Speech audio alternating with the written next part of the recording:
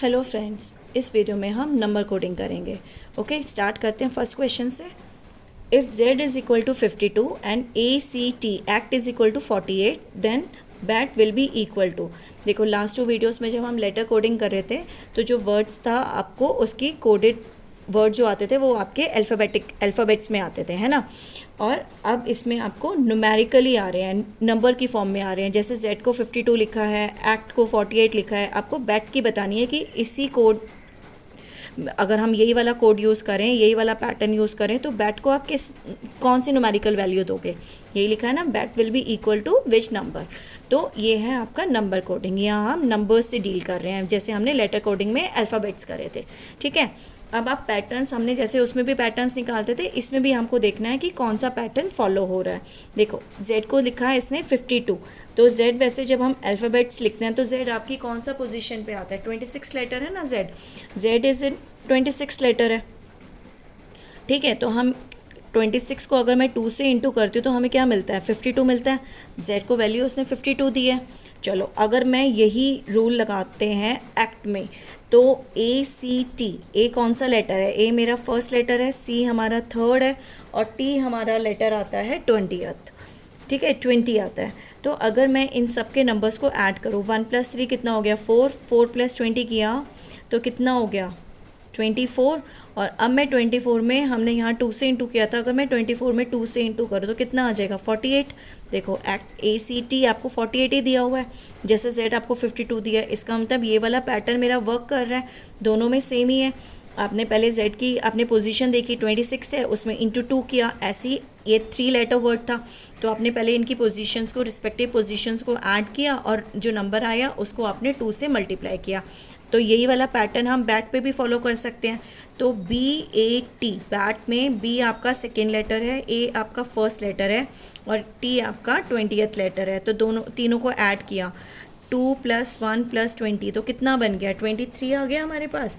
और 23 में अगर हम 2 इंटू करते हैं, 23 में अगर हम 2 इंटू करते हैं तो कितना बनता है 46 आता है। 2 3 ज़ा 6, 2 2 ज़ा 4, 46। तो आपके पास देखो ऑप्शन आ रहा है 46, तो आंसर आ गया आपका 46। तो इसमें ये वाला पैटर्न है, पहले आपने पोजीशंस लेके ऐड कर दिया और उसको मल्टीप्लाई 2 कर दिया, तो ये वाला पैटर्न फॉलो हो रहा है, ठीक है। अब ऐसे ही हम आगे क्वेश्चंस देखते हैं। ऐसे आपको डिफरेंट पैटर्न्स मिलेंगे, किसी में फॉरवर्ड काउंटिंग है, किसी में रिवर्स काउंटिंग भी हो सकती है आपकी, है ना। अब जैसे देखो, ये वाला है आपके पास, बैक को वैल्यू दी हुई है 71 और आपको वाइस की निकालनी है, ठीक है। क्वेश्चन, अगर हम यही वाला पैटर्न फॉलो करें जैसे हमने अभी किया फर्स्ट क्वेश्चन में, तो आपके देखो B आपकी कौन सी वैल्यू पे, B का कौन सी पोजीशन है, सेकेंड, ये 1 और G है आपके पास 7। तो अगर मैं 71 दिया हुआ है तो यहाँ से तो 71 कुछ नहीं निकल रहा। अगर 2 + 1 किया 3, 3 + 7 किया 10, तो 10 आएगा, वो भी मेरा 71 और 10 में कोई रिलेशन नहीं है, ठीक है ना। कोई मल्टीप्लाई करके भी मैं 71 पे नहीं पहुंच सकती, तो एक तो ये रूल्ड आउट हो गया। अगर मैं इन तीनों को मल्टीप्लाई करूँ, 2 × 1 2, 2 × 7 14 कर लिया, अब मैं 14 से 71 पे भी नहीं पहुंच सकती, तो इसका मतलब ये मेरा वर्क नहीं कर रहा। तो हम रिवर्स करके देखते हैं। रिवर्स काउंटिंग में अगर मैं रिवर्स अल्फ़ाबेटिकल काउंटिंग करूँ तो BAG, तो रिवर्स करने पे ना B जो आता है मेरा 25th पोजीशन पे आता है। अगर मैं Z से A पे जाऊँ, Z को 1 दिया, Y को मैंने 2 दिया, तो सेम वे मेरा A जाएगा, 25th लेटर बनेगा रिवर्स काउंटिंग में। A जो है वो 26 बनेगा और G जो मेरा बनेगा ना वो 20th पोजीशन पे बनेगा रिवर्स अल्फ़ाबेटिकल काउंटिंग में। अगर मैं इन नंबर्स को ऐड करती हूँ, 25 + 26 + 20 तो कितना बनेगा, 6 + 5 11 हो गया, तो 7 बन गया। देखो 71 आ रहा है, इसका मतलब यहाँ पे मेरा रिवर्स काउंटिंग हो रही है। 25 + 26 + 20 तो मेरे पास आ रहा है 75। तो ये मेरा यहाँ पे काउंट, वो क्या कहते हैं, वर्क कर रहा है मेरा यहाँ पे। तो अगर हम यही वाला पैटर्न करके वाइस को लिखें तो वाइस रिवर्स काउंटिंग में मेरा वाइस कितने पे, V कितने पे आता है 5 पे आता है, I आता है मेरा 18 पोजीशन पे, ये मेरा आता है 24th पोजीशन पे और E आता है मेरा 22nd पोजीशन पे। अब मैं इसको ऐड करूँ, 5 + 18 कितना हो गया 23, 24 और 22। देखो 4 3 7 2 9 और यहाँ 6 69 है, देखो ये 69 है, तो ये आपके पास आंसर आ गया 69।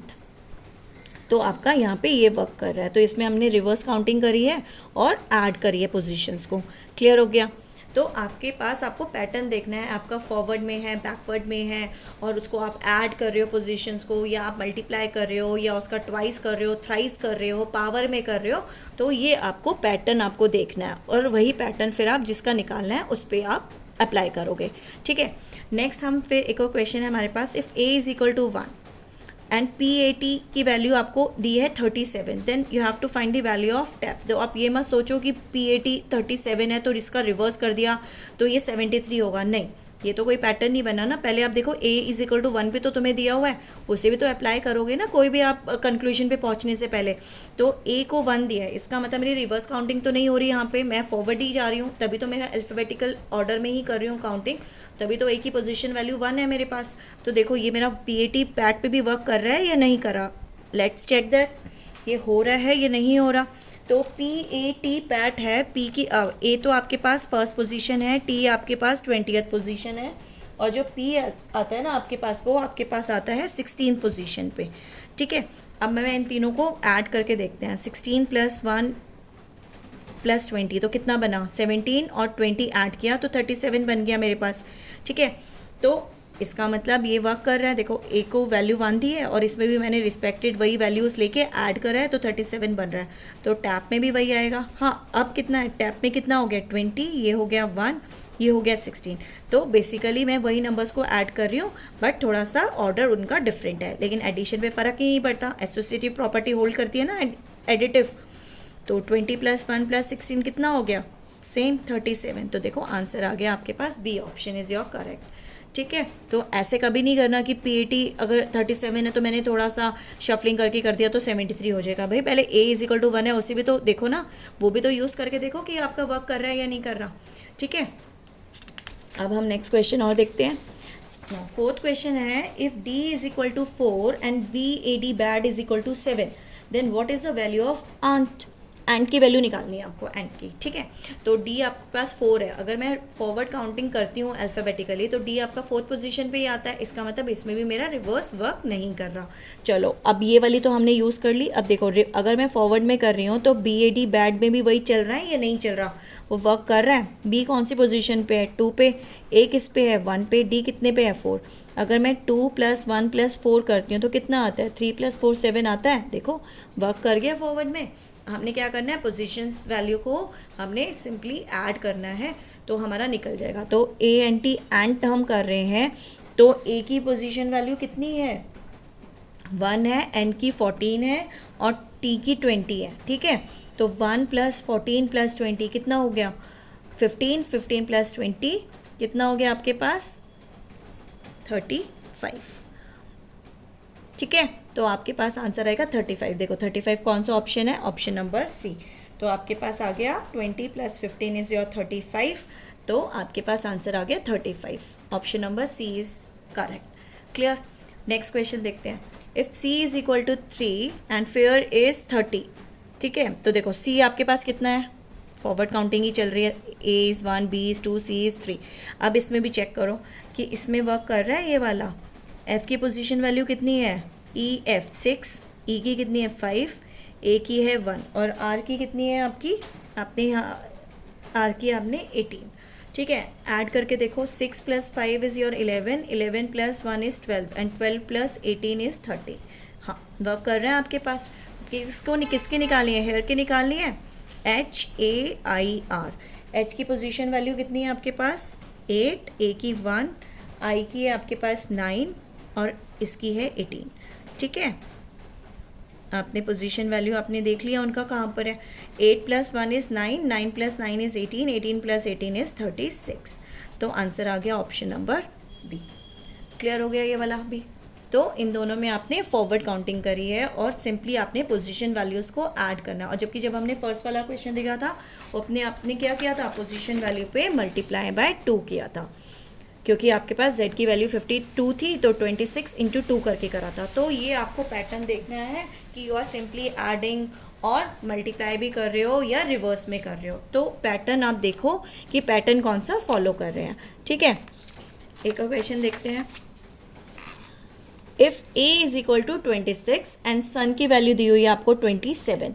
ठीक है, तो आपको कैट की वैल्यू निकालनी है। इसमें कैसे निकलेगी, आप देखो, अब ए की वैल्यू दी हुई है 26। वैसे अगर हम फॉरवर्ड में काउंटिंग कर रहे हैं हम अल्फ़ाबेट में, तो ए की वैल्यू कितनी है 1। इसका मतलब आप रिवर्स अल्फ़ाबेटिकल काउंटिंग कर रहे हो अगेन इन दिस क्वेश्चन, तो ए को 26 दिया है, इसका मतलब आप रिवर्स अल्फ़ाबेटिकल काउंटिंग कर रहे हो। ठीक है, रिवर्स अल्फ़ाबेटिकल काउंटिंग कर रहे हो। इतना मुझे क्लियर हो रहा है फर्स्ट लाइन से। ठीक है, चलो अब हम ये देखते हैं कि यही वाला पैटर्न मेरा सन में फॉलो कर रहा है या हम कुछ मल्टीप्लाई कर रहे हैं, कुछ अलग कर रहे हैं। मल्टीप्लाई तो नहीं करेंगे क्योंकि ए को 26 दिया है, 27 नहीं, सॉरी 26। तो इसका मतलब मैं कुछ मल्टीप्लाई तो नहीं कर रही हूँ, सिंपली मैं पोजीशन वैल्यू देख रही हूँ। तो आप यहाँ पे देखो सन में